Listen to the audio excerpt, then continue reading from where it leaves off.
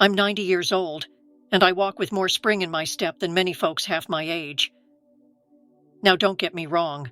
I'm not saying this to boast. I'm telling you because I remember the days when getting out of bed felt like climbing a mountain. My body ached. My mind would go blank at the worst moments, and I'd lie awake wondering if this was just what getting old meant. But then something shifted. Not a miracle, not a fancy treatment, just 6 humble vitamins that quietly rewrote my story. Let me ask you something. What if the fatigue, the forgetfulness, the creaky joints aren't an inevitable part of aging? What if your body is just whispering, or maybe shouting, that it's missing something simple?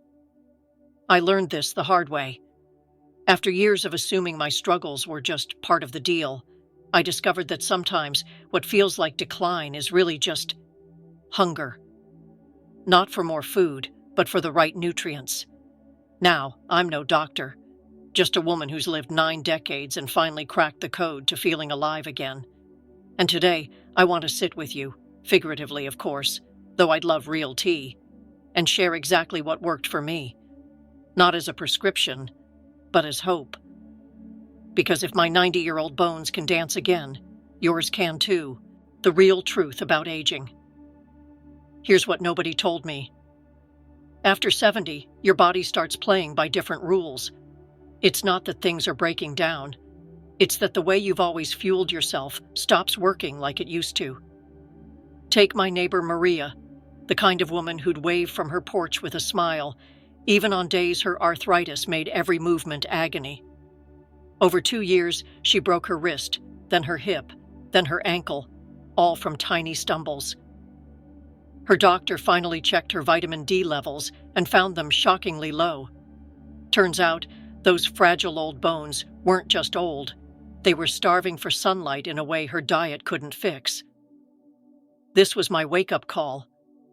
I realized that what we call aging is often just our bodies struggling to patch the holes in a sinking ship with fewer and fewer resources. The quiet heroes that changed everything. Vitamin D became my first ally.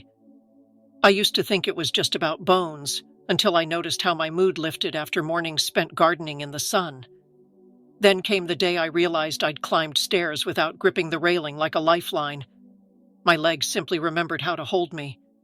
But sunlight wasn't enough. My mind kept playing tricks on me, names slipping away, sentences trailing off mid-thought. That's when I learned about B12, the secret keeper of sharp minds. My friend Ernesto had been convinced he was developing dementia until his daughter pushed for tests. The truth? A B12 deficiency so severe, his brain was essentially running on empty. After treatment, he was back to reciting poetry from memory. Then there were the nights. Oh, the endless nights. Tossing, cramping, waking up more tired than when I'd gone to bed. Magnesium changed that. Not instantly, but gradually, like a lullaby for my nervous system. My neighbor Carmen, who hadn't slept through the night in a decade, started taking it with chamomile tea. Now she jokes she sleeps so soundly, her cat has to yell to wake her for breakfast. The unexpected game changers. I'll never forget Ramona, the painter.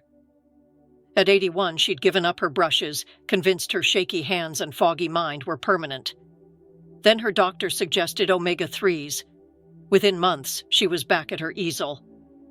It's like someone turned the lights back on in my head, she told me.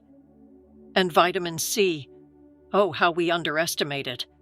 My friend Raul used to catch every cold that went around until his daughter, a nutritionist, insisted he try it daily. That winter, not a single sniffle. But more than that, the paper cut on his finger that used to take weeks to heal, gone in days. Then there's CoQ10, the unsung hero.